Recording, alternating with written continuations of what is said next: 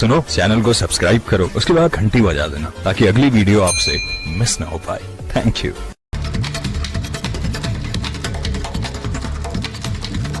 नमस्कार देशवासियों, मैं हूं अर्नब गोस्वामी और आप देख रहे हैं मेरे साथ एक बार फिर पूछता है भारत। दोस्तों, आज पाकिस्तान की पूरी दुनिया के सामने इज्जत उतर गई। 5 दिन पहले जो ये इमरान खान मुझसे सवाल पूछ रहे थे, आज वो किसी भी हिंदुस्तानी से आंख मिलाकर बात नहीं कर सकते। यूनाइटेड नेशंस में आज भारत ने पाकिस्तान को जमकर खड़ी कोठी सुनाई और पाकिस्तान के डिप्लोमैट्स चुपचाप सिर झुकाकर सुनते रहे।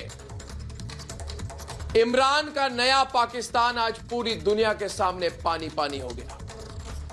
भारत ने यूनाइटेड नेशंस में कहा कि पाकिस्तान में अल्पसंख्यकों पर जुल्म हो रहा है। हिंदू, सिख, ईसाई कोई वहां सुरक्षित नहीं है। अल्पसंख्यकों के अधिकारों का हनन हो रहा है। हिंदू लड़कियों को अगवा कर मुसलमान लड़कों से जबरन शादी कराई जा रही है। पिछले साल पाकिस्तान में हिंदू मंदिर को एक भीड़ ने तोड़ दिया और पाकिस्तान की सरकार एकदम खामोश बनी रही। भारत ने यूनाइटेड नेशंस में कहा कि यह शर्म की बात है कि पाकिस्तान आज संस्कृति पर भाषण दे रहा है। दोस्तों, सोचिए पाकिस्तान में कैसी हालत है। वहां अल्पसंख्यक अपनी धार्मिक आस्था भी आजादी से नहीं मना सकते। कट्टरपंथियों का जो मन आता है वो करते हैं। वो ना तो वहां के संविधान को मानते हैं, ना कोई नियम कानून को।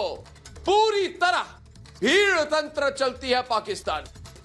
इमरान खान ने दावा किया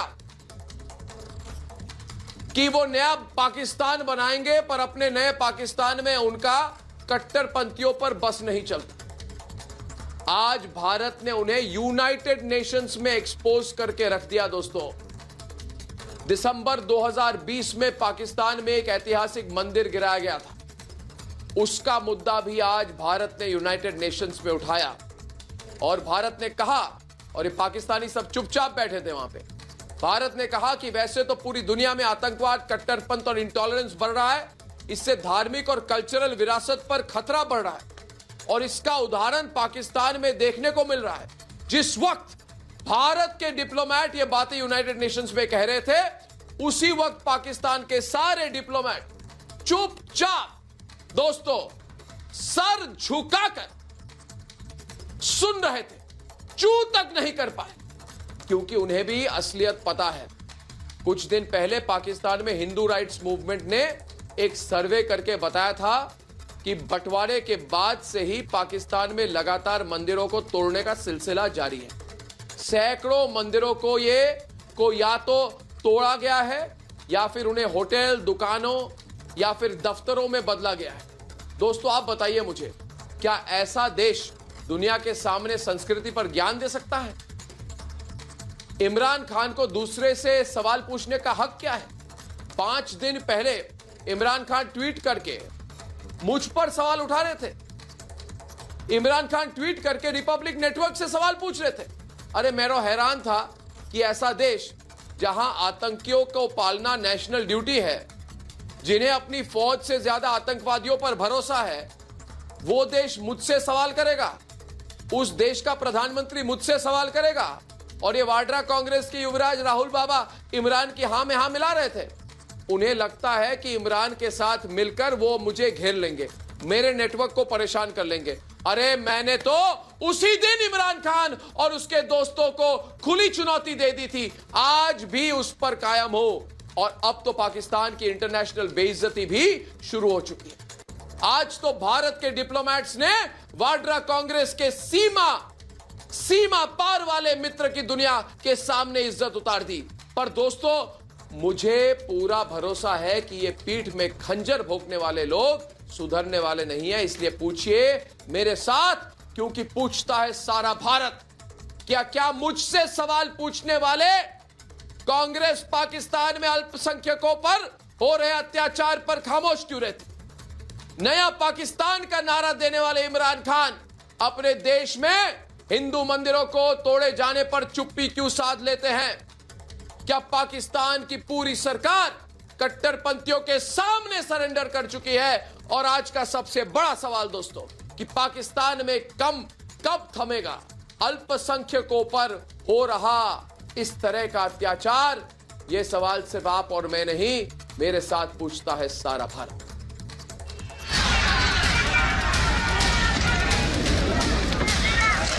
अल्पसंख्यकों पर अत्याचारी पाकिस्तान दुनिया में बेनकाब हो चुका है।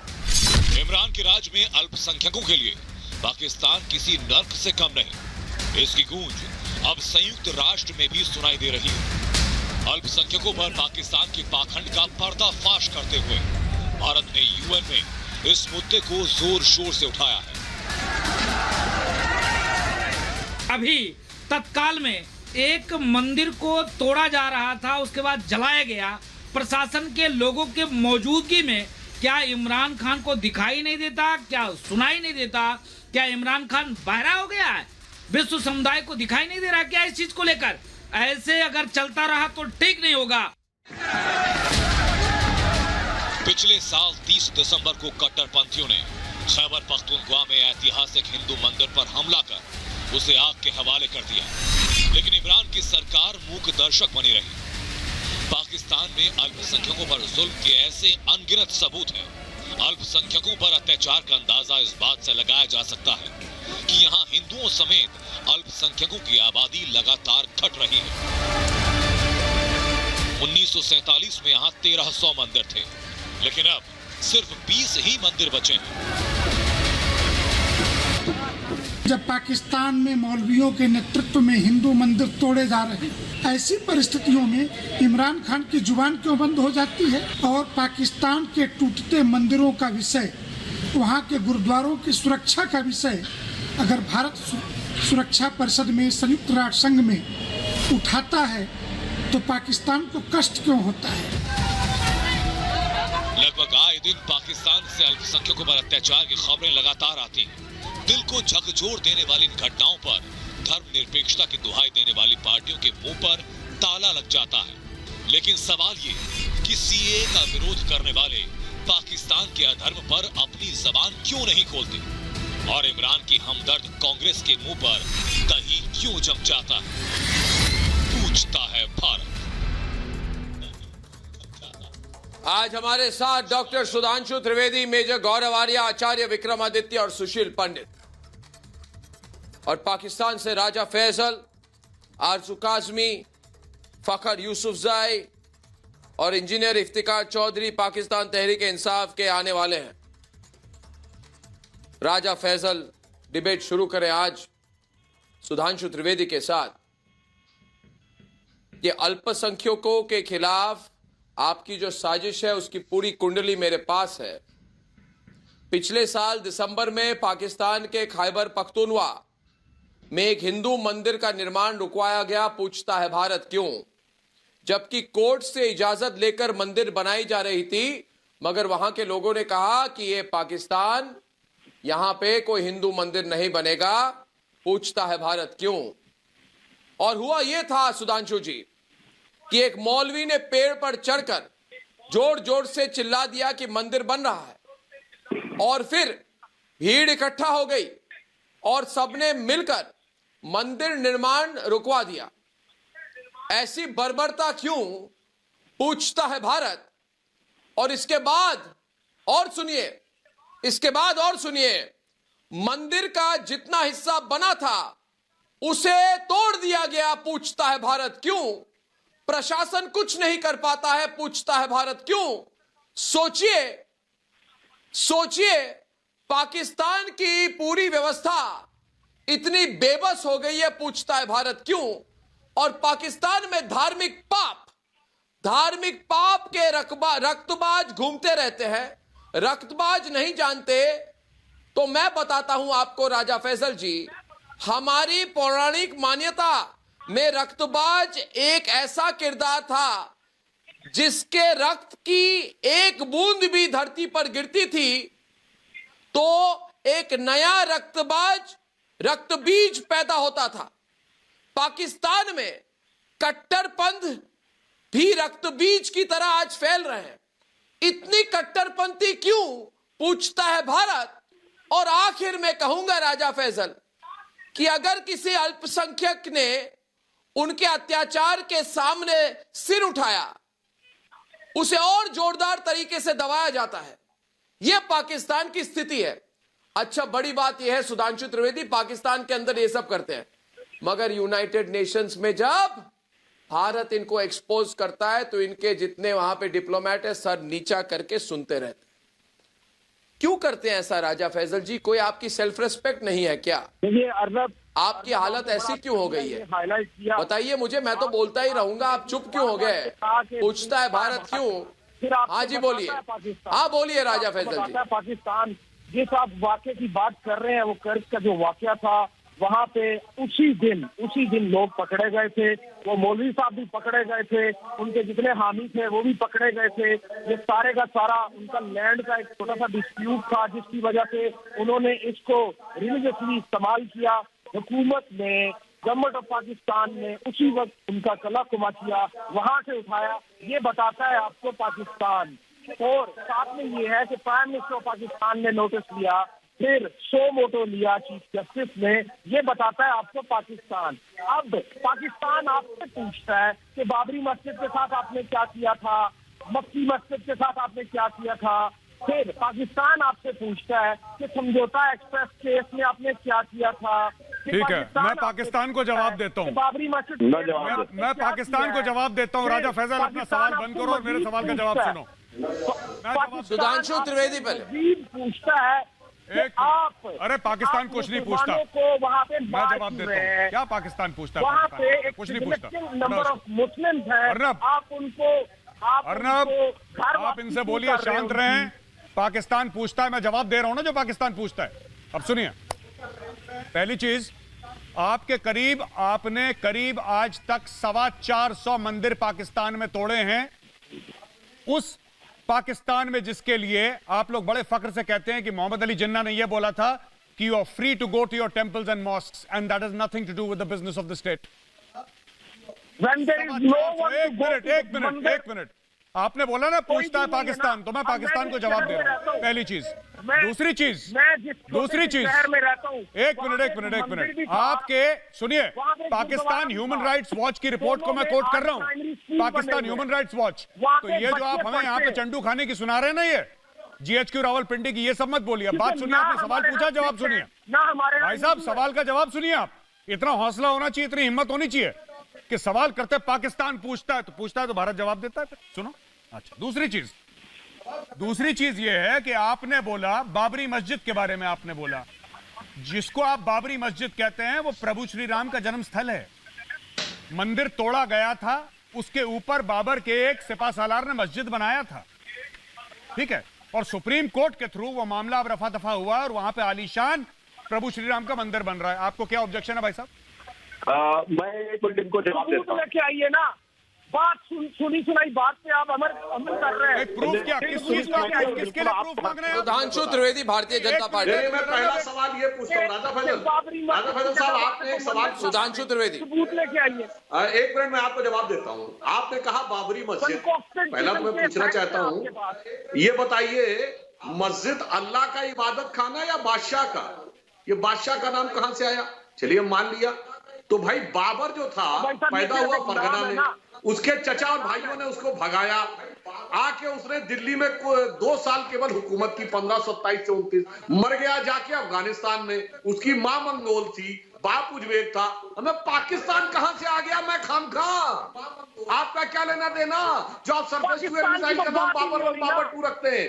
इसे ही कहते हैं आइडेंटिटी क्राइसिस, जिसका पाकिस्तान से कोई लेना देना नहीं, जो ना वहां पैदा हुआ, ना वहां मरा, ना वहां हुकूमत की, जिसकी मां वहां की नहीं, जिसका बाप वहां का नहीं, वो छाती ठोक रहा बाबरी मस्जिद। और भाई मस्जिद बादशाह के नाम पे कैसे आई? इसलिए मैं कह रहा हूं आपको एक ईमानदारी की बात बताऊं, सुनिए, दुनिया की सबसे पुरानी सिविलाइजेशन कौन है? पाकिस्तान का भागा मंदिर है। जिस मंदिर की आप पाकिस्तान में बात कर रहे हैं, वो तो फिर पाकिस्तान का है ना, वो तो फिर पाकिस्तान का मंदिर है। बिल्कुल, अरे बोल तो रहा हूँ, ये सवाल, अरे मैं आगे आ रहा हूँ उस पे। अच्छा, इतना ही नहीं, अरे आपके पास तो ऐसे ऐसे मंदिर हैं कि अगर आपने ढंग से किया होता तो टूरिज्म के लिए कितना होता। दुनिया का सबसे बड़ा मंदिर कहाँ है राजा फैसल? हिंदुस्तान में नहीं है, अंकोर वाट कंबोडिया में है। मुझे पता है, हर साल 10 लाख तक जाता है और उससे उनको लाभ भी होता है। आपके यहाँ सुनिए, कटास राज का मंदिर आपके यहाँ है, जहां कहा जाता था कि शंकर जी के आंसू गिरे थे, उस मंदिर को आपने क्या कर दिया। हिंगलाज माता का मंदिर बलूचिस्तान में, उसके साथ क्या हुआ, जो हमारे शक्तिपीठों में से एक थे। और चलिए बाकी छोड़ दीजिए, आज जानते समस्या क्या है? सबसे पुरानी सिविलाइजेशन दुनिया की इंडस वैली, जिसके बारे में सर मार्टिन व्हीलर ने लिखा कि अगर मोहनजोदड़ो हड़प्पा के जो एक्सकवेशन में मिले हैं, अगर मैनचेस्टर खत्म हो जाए तो इतना सुव्यवस्थित नहीं होगा जो वहां का। पर ना दुनिया उसको मानती, आपकी ना आप ओन करते। ननकाना साहब आपके हैं, ना दुनिया आपका मानती ना आप ओन करते। दुनिया की सबसे scientific language Sanskrit Swat valley में थे पाणिनि, ना आप मानते ना ओन करते। भाई गजब है, आपके पास क्या क्या है। आपकी हालत तो वो है कि वो एक बूढ़ा व्यक्ति था जो अंधेरे में बैठा था नदी के किनारे और उसका पैर बनाया और बोरे में अभी आमंत्रित करता हूं मैं, अभी आमंत्रित करता हूं मैं आचार्य, कोई नहीं हो सकता। अभी आज आमंत्रित करता हूं इंडिया पाकिस्तान डिबेट में। आज आरजू काजमी और आचार्य विक्रमादित्य डिबेट पे आए, सबको मौका मिले, आज खुलकर डिबेट हो। और भाई आरजू काजमी जी, आपके वो क्या नाम है उनका, वो जो ट्वीट करते मेरे नाम पे, मेरा नाम लेकर ट्वीट करते, क्या नाम है उसका, क्या नाम है उसका? अरे वही कौन सर? बहुत लोग ट्वीट करते हैं आपका नाम लेकर, इसकी बात कर रहे हैं। छोटा सा प्यारा सा कठपुतली इमरान खान मेरा नाम लेकर ट्वीट करता है, डरपोक कहीं का। अरे खुलकर बात करे मुझसे, मेरे नाम पर ट्वीट करता है, इतनी हिम्मत उसकी। शाह महमूद वो क्या है, कसूरी मंत्री मेरे नाम पर ट्वीट करता है, रिपब्लिक पर ट्वीट करता है, कोई काम नहीं है, अनएम्प्लॉयड है, बेकार है। छोड़ दीजिए उनकी बात।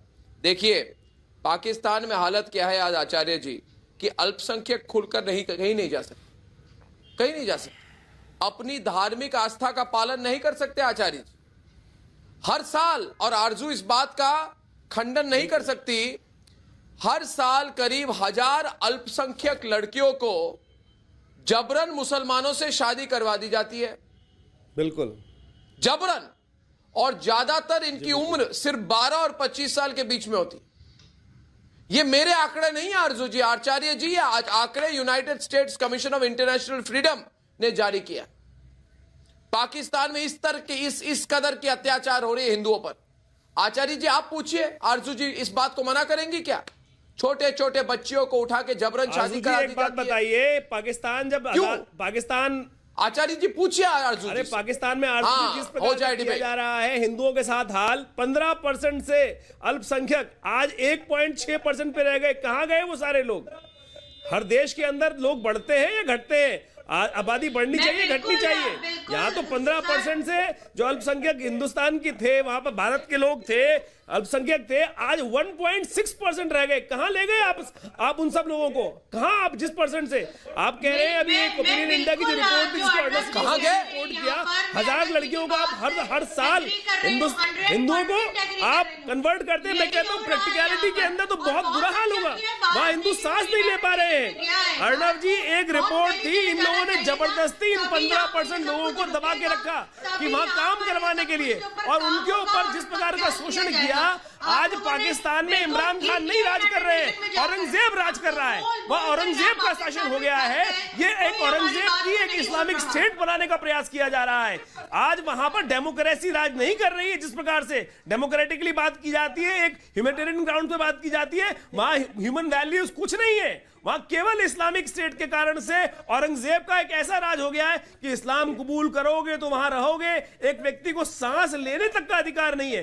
किस प्रकार की आपने वो स्टेट बना दी है? आप लोगों ने, कोई व्यक्ति जिंदा रह सकता है, मानवता के नाम पर कोई बात करने का अधिकार है कि नहीं है? कि मुझे बताइए कैसे व्यक्ति रहेगा? आप लोग किसी मानव व्यक्ति को नहीं सोचते हैं। आप लोगों ने जो वहां से बेचारे हिंदू यहाँ आते हैं, वो अपनी दास्तां सुनाते हैं, उनकी दास्तां को सुनकर आंसू निकलते हैं। इस प्रकार की हाल आपने बना दिया है। हिंदू जो रहते हैं, अरे वास्तविकता समझिए, आज छोटी छोटी बच्ची 15-15 साल की बच्चियों के साथ वहाँ रेप किया जा रहा है, हिंदू बच्चियों के साथ, सिख बच्चियों के साथ। जिस प्रकार की कोर्ट ऑर्डर देता है, उसके बाद 96 में केस होता है, 49 में आप बंदे। ये बताइए, अभी अर्णब गोस्वामी जी के इस कार्यक्रम नहीं, मैं देखिए कहा गया कि जिस प्रकार से 1300 मंदिरों में से आज केवल वहां पर 20 मंदिर बचे हैं। आप स्थिति है कि नहीं है? किसी व्यक्ति को केवल आप जीने का अधिकार नहीं देते, आराधना अधिकार नहीं देते, केवल आप अपनी में चलाने का प्रयास कर रहे हैं। देखिए, मैं दो बातें कहना चाहता हूं कि दो बातें, एक सवाल करता हूं मैं दोस्तों। ये देखिए, सबसे ज्यादा भारत के लोग इस प्रोग्राम को देखते हैं, पूछता है भारत, और बहुत लोग इस वक्त देख रहे हैं और कह रहे हैं आपके प्रोग्राम पे जो फखर यूसुफजई और इंजीनियर इफ्तिकार चौधरी कुछ कह नहीं रहे। तो मैंने बोला ठीक है, मैं अपने ओर से एक सवाल पूछता हूं। तो फखर जी, आप पत्रकार हैं, जर्नलिस्ट है इस्लामाबाद से, ये बताइए वहां के हिंदू चले कहां गए? हिंदू है कहां? क्योंकि 1947 के बाद पाकिस्तान में हिंदुओं की आबादी 16 से 17% थी। 1998 में 4%, 4% से भी कम हो गई। अभी बताया जाता है 1% भी नहीं है। तो ये बताइए, पूछता है भारत आपसे कि कहां गए हिंदू? हिंदुओं का क्या हुआ? हमारे देश में तो जितने अल्पसंख्यक है ना, उनके नंबर बढ़ गए, मगर आपके यहां अल्पसंख्यक है कहां? बताइए मुझे। इसलिए आपकी बेइज्जती हुई जो आज यूनाइटेड नेशंस में हुआ, इसी कारणवश हुआ, है ना? क्योंकि आपकी आदत है अपनी चोरी पर पर्दा डालने की। अब मैं मेरे सामने आप चोरी पर पर्दा नहीं डाल सकते। अपनी गलतियों को दुनिया से मत छिपाइए। देखिए, आधार पर जनगणना बढ़कर दी गई, सरकारी डेटा देना ही बंद कर दिया। लफड़ा ही नहीं रहेगा तो कितने हिंदू, कितने सिख, कितने ईसाई हैं वो बताइए मुझे। लफड़ा क्या है ना गौरव? बताइए, कहां है हिंदू, सिख, ईसाई? बिल्कुल कहां है आज? बताइए फखर जी। तो मैं आपको जवाब दे देता है पाकिस्तान आपको। मैं बिल्कुल आपको बता देता हूँ, मैं आपको बिल्कुल बता देता हूँ। आपने एक तो मंदिर की बात की, करक वाले मंदिर को, तो उसको वहां के तशद्दुद पसंद एक्सट्रीमिस्ट लोगों ने तोड़ा था। कोई डिस्प्यूट नहीं था वहां लैंड के। एक बात तो ये है। हाँ, ये बात थी कि 2015 में उसको सुप्रीम कोर्ट ऑफ पाकिस्तान ने बनाया था, और अभी दोबारा मौलवी शरीफ जो उसको लीड करता था, उसको पकड़ के 14 और लोगों के साथ और कहा कि इनसे पैसे निकलवा कर इनसे ये मंदिर बनवा दो, और होना भी यही चाहिए, तब ये इंसान के बच्चे बनेंगे। सुशी, फिर आपने इन लोगों को रखा गया 15-16% जो मैं आता हूँ। वास्तविक तौर पे एससी कम्युनिटी के लोग थे और उनको जबरदस्ती काम करने के लिए वहां रखा गया। और पाकिस्तान ने कहा कि ये 1.5 मिनट चाहिए, ये पाकिस्तान में काम कौन करेगा? आज उन लोगों ने दास बना के रखा और उनका शोषण किया। ये लोग थोड़ा इत्मीनान से बोलने के सिर्फ 1.5 मिनट चाहिए। मानव कहते हैं, अगर जवाब सुनिएगा तो ज्यादा बेहतर हो जाएगा, बजाय इसके कि आप अपना सवाल ही मुसलसल दोहराते रहें। 1 मिनट यूसुफजई साहब। जी, मैं आपको जवाब दे रहा हूं। मुझसे आप थोड़ा सा जवाब सुन लीजिए यूसुफजई साहब।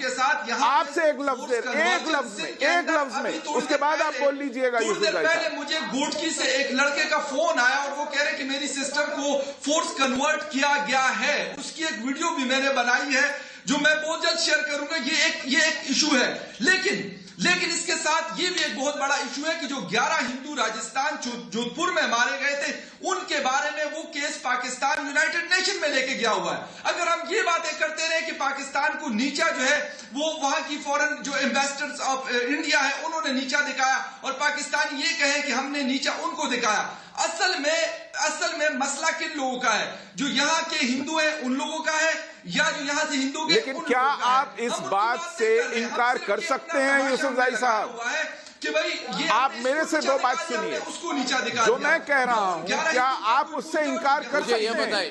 1 मिनट सुन लीजिए हमारे पास यूसुफजई साहब, हिंदुस्तान ही जाते हैं। 1 मिनट यूसुफजई साहब। हमें तंग किया जाता है। 50 साल पहले पाकिस्तान की नुमाइंदगी जी सुशील जी की बात सुनिए, फिर मैं अपना ब्रह्मास्त्र छोड़ने वाला हूँ। 50 साल लेकिन फिर मैं अपने ब्रह्मास्त्र का इस्तेमाल करूंगा। पाकिस्तान की नुमाइंदगी दोनों साइडों को देखना पड़ता है। पाकिस्तान से पहले 50 साल पहले पाकिस्तान की नुमाइंदगी एक चेहरा करता था, उसका नाम था टिक्का खान। बांग्लादेश में था वो टिक्का खान।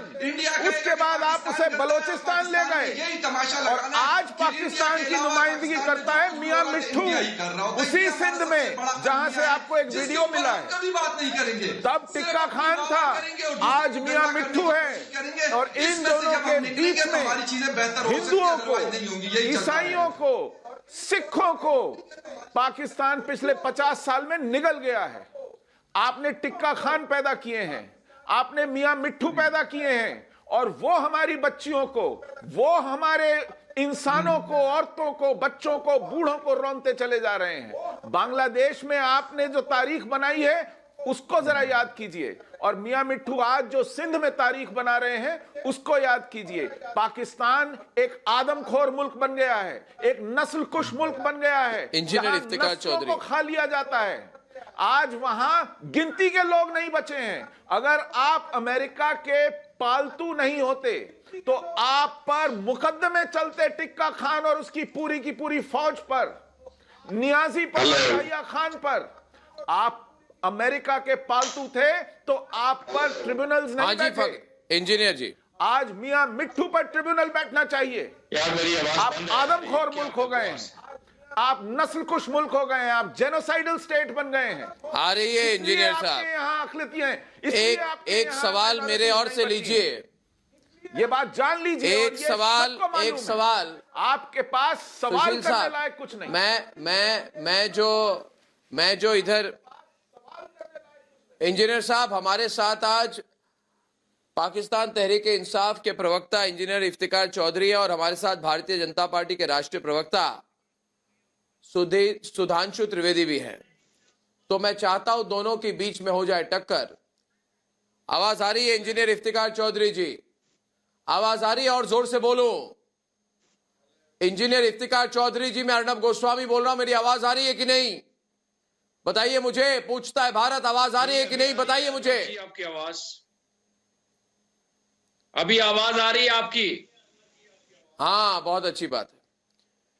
तो ये बताइए, एक मिनट, एक इंजीनियर साहब, सवाल पहले तो एक छोटी सी गुजारिश है मेरी कि आपके जो प्रधानमंत्री बैठे हुए हैं ना, जिस पार्टी से आप हैं, आप उनको बोलिए कि अर्नब गोस्वामी के साथ डायरेक्ट बात करें, ये बच्चों जैसी ट्वीट वाली हरकत ना करें, मेरे नाम का प्रयोग ना करें अपने आप को थोड़ा सा फेमस करने के लिए, है ना। उनको बोलिए अर्नब गोस्वामी के पास टाइम नहीं है, बात करनी है डायरेक्ट करो, ये बच्चों जैसी मेरे और मेरे चैनल के बारे में ट्वीट मत करो भाई। ये मेरी बात है। अच्छा, दूसरी बात, सवाल मेरा ये है आज मुद्दे में कि 1947 में जो मेरे पास खबर है, पाकिस्तान में छोटे बड़े करीब 1300 मंदिर थे। 1000 सुधांशु जी, 1300। आज सिर्फ 30 मंदिर बचे हैं।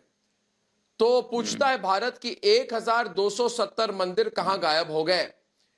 बताइए मुझे इंजीनियर साहब, पूछता है भारत।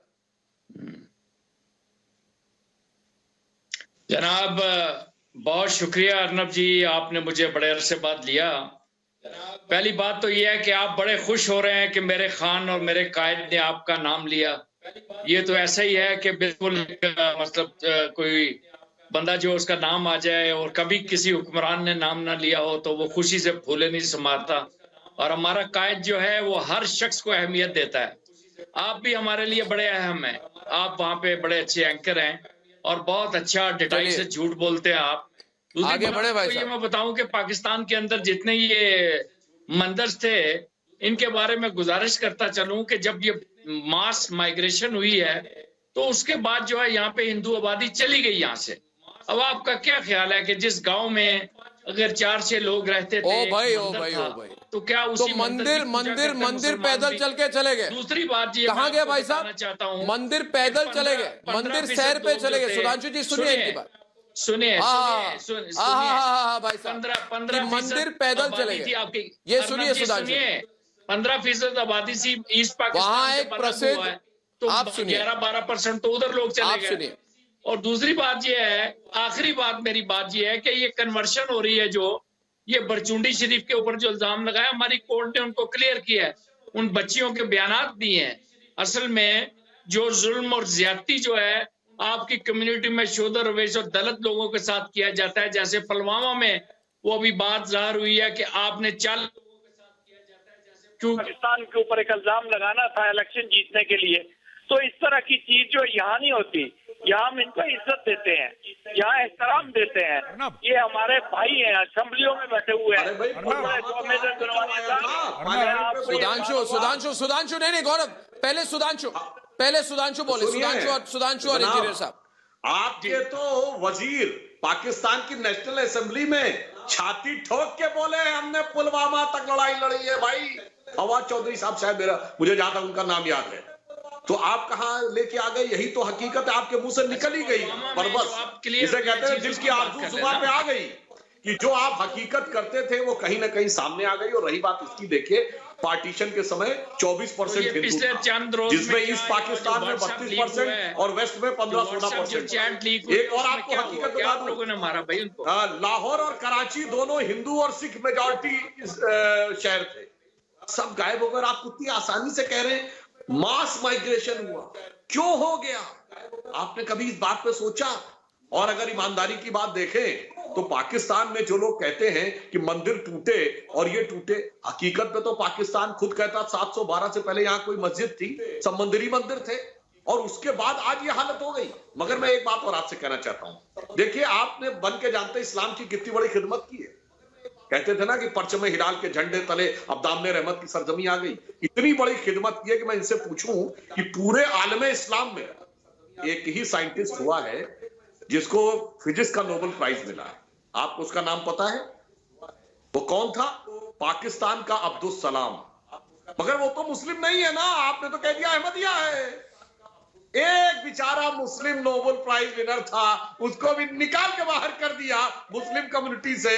अब पूरे मुस्लिम समाज के पास एक को नोबेल प्राइज नहीं रह गया। गजब की खिदमत आपने इस्लाम की की है, और आज अपना जमीर ऐसा गिरवी रखा है। अगर वो पाकिस्तान के सिंगर ने कहा था, एक लाइन सुनिए राजा फैसल साहब, फिर जवाब दीजिएगा। सुधांशु, मेरी मुलाकात हुई पाकिस्तान के एक अच्छे मतलब अकलमंद पॉलिटिशियन से। मैंने उनसे पूछा कि आजादी के 60 साल हो गए, 2007-8 की बात है, तो पाकिस्तान ने क्या पाया? सुनिए, तो उन्होंने बड़ी अच्छी बात कही। उन्होंने कहा हम आजाद हुए कब? पाकिस्तान में करना राजा फैसल साहब सुनिए, उन्होंने कहा हम आजाद हुए कब? आजादी से पहले लंदन की हुकूमत तय करती थी हमारे मुल्क का मुस्तकबिल, वो होता था वॉशिंगटन तय करता, और अब तो बीजिंग। ये परचम हिलाल के झंडे ने वो सिजदा किया है लाल झंडे वालों के आगे, ऐसा लाल सलाम किया है आपने साहब कि शर्म से लाल होने के अलावा कुछ नहीं बचा है। मुझे नहीं लगता कि दुनिया के किसी मुल्क ने अपना जमीर इस कदर गिरवी रखा होगा, कभी वॉशिंगटन तो कभी बीजिंग। आपने पूछा ना आज दोस्तों हिंदू किधर है पाकिस्तान? हिंदू मैं आपको मैं इनको जरा ब्यौरा देता हूँ। फकर यूसुफ जाई जी आइए डिबेट पे। फकर जी आइए, इस बात पे आपको कोई फकर नहीं होगी। फकर यूसुफ जाई जी कि आपको इस बात पे कोई फकर नहीं होनी चाहिए, फकर नहीं होनी चाहिए कि वहां पे एक प्रसिद्ध कालीबाड़ी मंदिर हुआ करती थी, उसको आज आप लोगों ने होटल बना दिया। वहां सुधांशु जी मंदिरों को तोड़कर लगातार होटल, दुकान या मदरसा में बदल देते हैं। खैबर पख्तूनख्वा में खबर आई कि एक मंदिर में अब मिठाई की दुकान चलती है। कोहाट में शिव मंदिर था जिसको सरकारी स्कूल में बदल दिया गया। रावलपिंडी में मंदिर गिराकर एक कम्युनिटी सेंटर बना दिया गया। सुनिए और आगे बताता हूं आपको मैं। चकवाल में 10 मंदिरों को एक साथ तोड़कर वहां में कोई कमर्शियल कॉम्प्लेक्स बना दी, और एबटाबाद में गुरुद्वारे को तोड़कर, सुनिए आगे की बात, गुरुद्वारे को तोड़कर वहां पे कपड़े की दुकान खोल दी। यानी कि वहां की जो सरकार है, जो आर्मी है, वो पूरी तरह से हिंदू और गुरुद्वारे मतलब सिख मंदिर, सिखों हिंदुओं के खिलाफ है। और मैं चाहता हूं कि हमारी जो आरजू है कुछ बोले इस पर। फकर जी कुछ बोलिए, आपको शर्म नहीं आती? हां, क्योंकि जब जम्मू कश्मीर में धारा 370 हटे तब इमरान खान को बहुत मिर्ची लगती है। हाँ फकर जी, बहुत गुस्सा आता है। नहीं, बहुत गुस्सा आता है। मगर जब चीन उइगर मुसलमानों को डिटेंशन कैंप में डाल देती है, उन पर बर्बरता करती है, तब चुप रह जाते हैं। देखें और खुलूंगा और एक्सपोज करूंगा इन्हें मैं। फखर जी बोलिए। फखर जी, मैं तो कहता हूं कि इमरान खान तुम्हें कमजोर देश के बेहद कमजोर नेता हो। करक मंदिर की तो करक मंदिर मेरे बारे में ट्वीट करके क्या मिलेगा इंजीनियर साहब? सही होगी। करक मंदिर के ऊपर एक्शन लिया गया और बड़ा स्ट्रिक्ट एक्शन लिया गया। ये बात ना करें कि मतलब मंदिर किसी ने तोड़ दिया उसके बाद वो आजाद ले रहे थे, ये नहीं हुआ। हाँ, जो बात आपने की कि मंदिर को तोड़कर उसमें स्कूल बनाया गया या उसमें मतलब मुख्तलिफ चीजें बनाई गई, यहाँ तक कि पब्लिक टॉयलेट बनाया गया, वो गलत है। उसमें कोई, मैं उसको डिफेंड नहीं करूंगा। वो ये हुकूमत करे या कोई बात बोलना चाहता हूँ मैं फखर यूसुफजई साहब को। और जो बात ठीक है, कर रहे हैं कि बेटा जो अर्नब एक मिनट फखर साहब एक मिनट, फखर यूसुफजई साहब एक मिनट, एक बात कहना चाहता हूँ। ये जो पीटीआई वाले साहब हैं, पीटीआई वाले साहबों ने, ये पीटीआई वाले साहब ने क्या बोला? जो लड़की के कन्वर्जन के केस में बात हुई थी, लड़की के कन्वर्जन के केस में पीटीआई वाले साहब बोलते हैं कि कोर्ट ने बरी कर दिया। अरे भाई, वो 12 साल की लड़की, 13 साल की लड़की, 14 साल की लड़की, कोर्ट कहता है कि जायज है क्योंकि इस्लाम में कन्वर्ट हो गई। कुछ तो शर्म करो यार। गौरव और इंजीनियर मर गई की बेच खाई। दूसरी चीज अर्नब, मैं ये बात बोलना चाहता हूँ, अगर मुझे मौका मिले ना, पाकिस्तान में, अर्नब सुनिए मेरी बात, जो आपने एक बात बोली ना पाकिस्तान में कि हिंदू सेफ नहीं है, क्रिश्चियन सेफ नहीं है, सिख सेफ नहीं है, पाकिस्तान में मुसलमान भी सेफ नहीं है, मिलवाता हूँ पाकिस्तान में शिया सेफ नहीं है, औरतें पाकिस्तान में अहले हदीस सेफ नहीं है, पाकिस्तान में अहमदिया सेफ नहीं है, पाकिस्तान में हर वो शख्स सेफ नहीं है अर्नब जो कि पंजाबी सुन्नी मुसलमान नहीं है, वहाँ पे बलोच सेफ नहीं है अर्नब, वहाँ पे पश्तून सेफ नहीं है, वहाँ पे मुहाजिर सेफ नहीं है, पाकिस्तान में अर्नब सिंधी सेफ नहीं है, वहाँ पे कोई सेफ नहीं है। अपने आप पे ये आदमखोर मुल्क है, जैसे सुशील भाई ने बोला, ये आदमखोर मुल्क है अर्नब, वहाँ पे मुसलमान भी सेफ नहीं है। ये अपने खुद के मुसलमानों की गर्दन काटते हैं। 25,000 मुहाजिरों की गर्दन उन्होंने 10 साल में काटी है। 25,000 मुहाजिरों की गर्दन इन्होंने कराची में मारा है। 2006 से लेकर 2016 के बीच में, between 2006 and 2016 they have killed 25,000 मुहाजिर in Karachi in fake encounters। पूछिए इनसे, सैकड़ों साल पहले पूछिए जो गुजर मुसलमान हुए थे, पूछो कमर जावेद बाजवा से, अपनी सोच के मुताबिक हुए। पूछता है भारत से पाकिस्तान कि ये बताएं, जब गुजर मुसलमान हुए, मेरे बुजुर्ग मुसलमान हुए, तो क्या उस वक्त जबरी तौर पे कन्वर्ट किया था इमरान खान के बड़ों ने मुझे, या मैं एक अच्छी दावत की तरफ लपका था? मैं तो आज भी आपको दावत देता हूँ, आओ सच की जानब आ जाओ, मुसलमान बन जाओ। अरे जो आप बोल रहे हैं वो आज दिखाई पड़ रहा है। हिंदुस्तान जो है जैसे पाकिस्तान में सब कन्वर्ट हुए या भाग गए, वैसे ही आप भी कन्वर्ट हुए। और अगर अभी आपने बोला था ना, अभी आपने बोला था शेड्यूल कास्ट हिंदुओं के बारे में, तो जनाब आपको पता है कि पाकिस्तान का पहला लॉ मिनिस्टर कौन था जिसने पाकिस्तान का कॉन्स्टिट्यूशन बनाया? वो थे कत्ल बताएंगे। आ जाओ, दावत कबूल करो, वो आप पर वरना तुम्हारी बच्चियां उठा लेंगे। छोड़ा है, यही दावत है ना, दावत कबूल करो। या तो कन्वर्ट हो जाओ, या मार दिए जाओ, या भाग जाओ। ये हमने नहीं कहा, पाकिस्तान के पहले लॉ मिनिस्टर ने कहा है। पाकिस्तान के पहले लॉ मिनिस्टर ने कहा जनाब। और आप तो वो हैं कि जिसने आपको बनाया उसको बर्बाद किया। बताइए, मोहम्मद अली जिन्ना कायदे आजम पाकिस्तान, ओरिजिनली शिया। मेरी बात सुने, पहला महात्मा गांधी को हमने कत्ल किया, लियाकत अली खान गांधी को मुहाजिर थे, पहले विदेश को हमने कत्ल किया, जफरुल्लाह खान अहमदिया थे। अरे जिसने पाकिस्तान बनाया वो शिया, वो अहमदिया, वो मुहाजिर, उसे मार मार के भगाया। तो इतना एहसान फरामोश मुल्क है, जो अपनों का नहीं हुआ वो दूसरों का क्या होगा? जैसा भी सुशील पंडित ने बिल्कुल सही कहा कि जब इफ्तिकार जी, 30 लाख बांग्लादेश, देखिए इफ्तिकार जी बुरा न माने, इफ्तिकार जी बुरा न माने इफ्तिकार जी, एक बात कहना चाहता हूं आपसे, और आचार्य साहब भी हमारे साथ हैं, बहुत बड़े हिंदू धर्म गुरु हैं। आप जरा मेरी बात सुनिए, बुरा न माने, मगर पाकिस्तान में अल्पसंख्यकों पर अत्याचार की पाठशाला चल रही है भाई साहब। पाकिस्तान में अल्पसंख्यकों की और हिंदुओं की अत्याचार की पाठशाला चला रहे हैं आप। देश को, सुनिए मेरी बात, सुनिए मेरी बात, सारे लोग देख रहे हैं, मैं देखिए इज्जत से बात कर रहा हूं। आपके पाकिस्तान को अनपढ़ और कंगाली में झोंकने वाला इमरान अत्याचार का दुकान चला रहा है। मैं कह रहा हूं उसे बता दीजिए आज। और इमरान ने मुल्क की जनता को कट्टरपंथियों के हवाले कर दिया है। जैसा कट्टरपंथी चाहते हैं वैसा ही होता है। और आगे सुनिए, और आगे सुनिए, और आगे सुनिए मेरे से, और आगे सुनिए। नरेंद्र नहीं, नरेंद्र मोदी, ठीक से बोलिए, प्रधानमंत्री नरेंद्र मोदी बोलिए। भारत के प्रधानमंत्री नरेंद्र मोदी, ठीक से नाम लीजिए और सुनिए आगे की बात। वो आए लंगर खाने, ठीक से बोलिए, ठीक से बोलिए। कप आते हैं, नाम भी लेते हैं तो कप आते हैं, नाम भी लेते हैं तो आचार्य जी, पाकिस्तान से यही उम्मीद करनी है। कोई भी उम्मीद करनी बेईमानी है, इनको प्रोनाउंसिएशन, क्योंकि इमरान ने पाकिस्तान में आतंक की फसल बोने को राष्ट्रीय धर्म बना दिया है। आओ लंगर खाने में तुम्हें खाना खिलाऊं।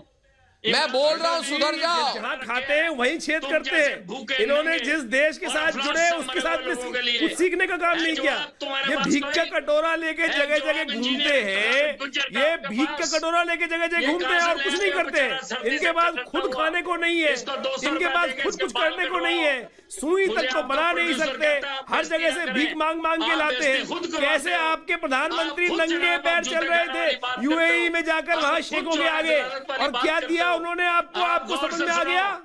अरे शर्म करो, शर्म करो। आपके प्रधानमंत्री, आपके जो इमरान खान साहब जिनकी बात कर रहे हो, वो भीख का कटोरा लेके गए थे यूएई में और वहां के शेखों के सामने नंगे पैर बिना जूतों के चल रहे हैं। ये देश का प्रधानमंत्री है आपका। और हमारे देश के नरेंद्र मोदी साहब को देखिए, जब वो जाते हैं तो उनको किस प्रकार रेड कारपेट बिछाया जाता है। आप लोगों ने अपने देश का हाल क्या कर दिया? एक साथ दो देश बने और उसके अंदर आप लोगों ने अपने देश में आदमी की इज्जत नहीं समझी।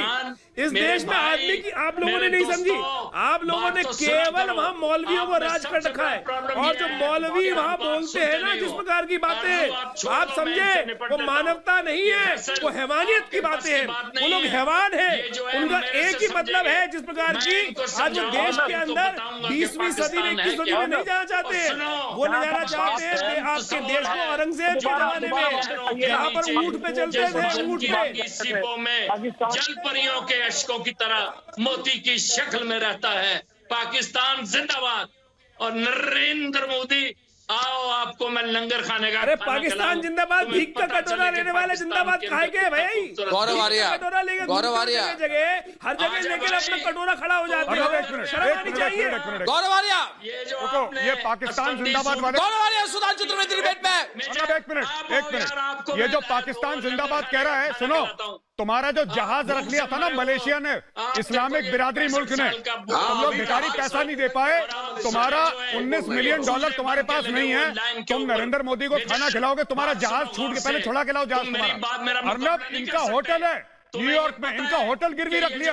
इनका फ्रांस में होटल है, इनका फ्रांस में होटल गिरवी रख लिया। तुम लोगों ने ये इतनी बड़ी बड़ी बातें कर रहा है भिखारी देश के भिखारी प्रधानमंत्री का स्पोक्स पर्सन। अरे तुम्हारा जहाज का पीआईए का मलेशिया में क्यों रख लिया? पीआईए ने तुम्हारा पीआईए का जहाज क्यों रख लिया मलेशिया ने? बताओ। अरे बताओ भाई, बताओ बताओ बताओ, लंगर खिलाने वाले बताओ, तुम्हारा जहाज का है पीआईए का? पाकिस्तान। और रुक जाओ, इफ्तिकार चौधरी, इफ्तिकार चौधरी, एक मिनट। इफ्तिकार चौधरी पूछता है भारत 2 सवाल। एक मिनट इफ्तिकार रुक जाओ। पहला सवाल तो यह, तुम्हारी जो जहाज थी मलेशिया में वो कहाँ गई? तुम्हारे पास पैसे क्यों नहीं है? तुम कंगाल देश क्यों हो? तुम भिखारी क्यों बने? तुम्हारी प्लेन को जब्त क्यों कर दिया गया? तुम्हें लगता है तुम अल्पसंख्यकों पे जुल्म करोगे क्योंकि तुम कंगाल हो? तुम्हारी प्लेन का क्या हुआ? मलेशिया में तुम्हारी प्लेन जब्त क्यों हो गई? बताइए। अभी मैं करता हूँ तुम्हारी बेइज्जती, अब मैं करता हूँ इनकी बेइज्जती। इनकी प्लेन कहाँ गई? गौरव आर्या, पूछिए इनको, इनकी प्लेन जब्त क्यों हो गई? ये नवाज शरीफ। अरे रुक जाओ, इनकी प्लेन जब्त क्यों हो गई? इनकी प्लेन जब्त क्यों हो गई बताइए मुझे, पूछता है भारत। इनकी प्लेन क्यों जब्त हुई बताइए मुझे, पूछता है भारत। ये ऐसा आदमी है, सुनो यार, इनकी प्लेन क्यों जब्त हुई बताइए मुझे, पूछता है भारत। इनकी प्लेन कैसे जब्त हुई? पैसे नहीं थे, इन्होंने हाथ जोड़ के गया मलेशिया में हमारा प्लेन दो, उन्होंने बोला नहीं देंगे। और फिर इस आदमी की कितनी हिम्मत है कि इंडियन टीवी शो पे आता है पूछो भाई कौन सा। और फिर ये बात करते हैं व्हाट्सएप के। अरे ओ भाई मेरे, अरे ओ भाई मेरे इफ्तिकार चौधरी, भारत का बच्चा बच्चा बच्चा बच्चा जानता था कि हम तुमको पीटेंगे और तुमको हमने पीटा। नहीं एक मिनट फिर बात करते हैं। गौरव आर्या, इनका काम नहीं। इमरान खान बैठ के मेरे व्हाट्सएप चैट देखता है, बेकार कहीं का, जानता है आ रहा है ना जा रहा है, कोई नहीं जानता है, बोलता है व्हाट्सएप चैट। मेरे अरे ओ मेरे इफ्तिकार, अरे मेरे इफ्तिकार सुन लो, तुम इधर सुन लो। भारत का बच्चा बच्चा जानता था कि हम तुमको मारेंगे, पीटेंगे, पकड़ के कॉलर से पकड़ के थप्पड़ मारेंगे, सब लोग जानते थे। तो हमने अगर कहा व्हाट्सएप में तो गलत क्या कहा? हमने तो अच्छा किया, हमने कहा कि हमको आपको पीटेंगे और हमने पीटा। आप पिट गए, आप पिट गए, आप पिट गए तो क्या किया जाएगा? फिर आपने फोन किया कि राहुल बाबा हमको हेल्प करो। गौरव आर्या ये बुरे फंसे, ये बुरे फंसे, ये बुरे कितने बेकार है इनके। इफ्तिकार जहाज कहाँ है? गौरव आर्या ये बताओ पहले, इफ्तिकार जहाज कहाँ है तुम्हारा? कहाँ है जहाज? अल्ताफ इनको जहाज कहाँ है जो मलेशिया ने रखवा लिया? बोला गरीबों को जहाज में चढ़ने का हक नहीं है, जहाज यहीं पे छोड़ कर जाओ। कहाँ है वो जहाज बताओ? 19 बिलियन चाहिए, अभी भी मौका है, मौका है, दस्तूर भी है तुम्हारे लिए। अर्नब बगल में बैठा है, भीख मांग लो। अर्नब प्लीज, अर्नब प्लीज इनको एक बार चेक दो जरा। $19 मिलियन का मैं कह रहा हूँ, $19 मिलियन का चेक दो अपना जहाज छुड़वाने PIA का, इनका बेचारों का, गरीबों का जहाज वहां पे है। और यहाँ पे बड़ी बड़ी बातें कर रहे हैं, बड़ी बड़ी बातें छोड़ रहे हैं यहाँ पे।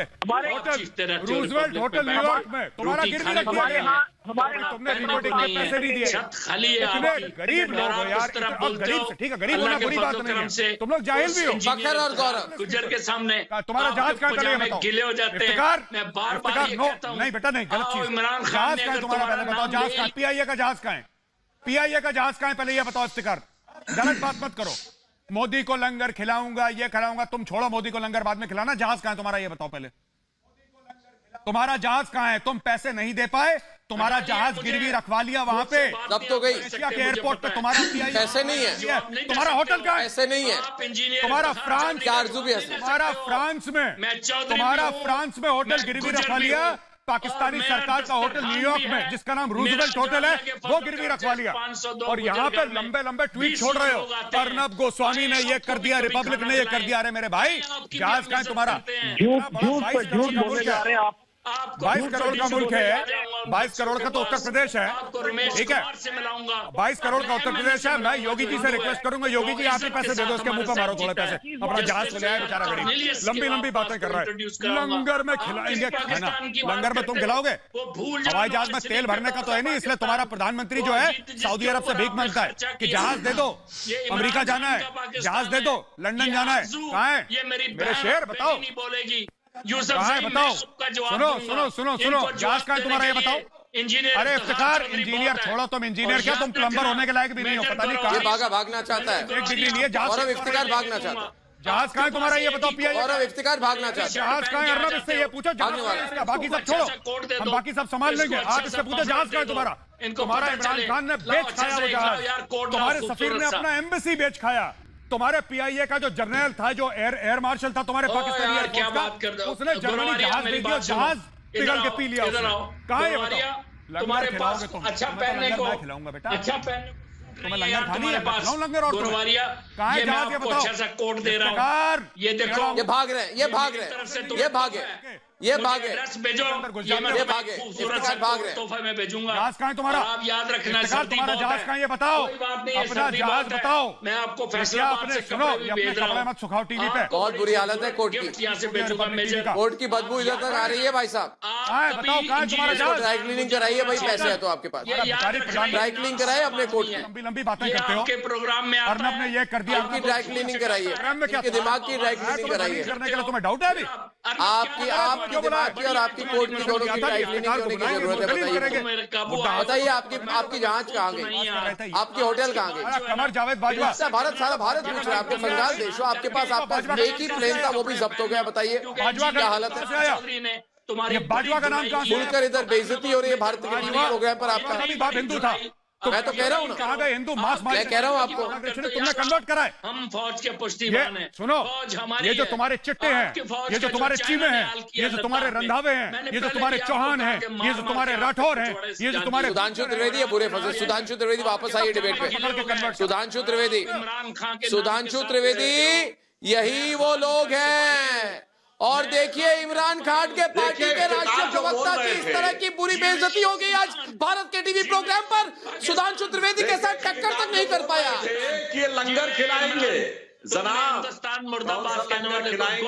और इस प्रोग्राम की वजह से सारे केस खत्म हो गए। अरे जनाब, आप क्या सुधांशु त्रिवेदी, ऑफिस की भैंसे और गाड़ियां तक बिक गई। अरे जो दाने दाने को मोहताज है वो लंगर खिलाएंगे।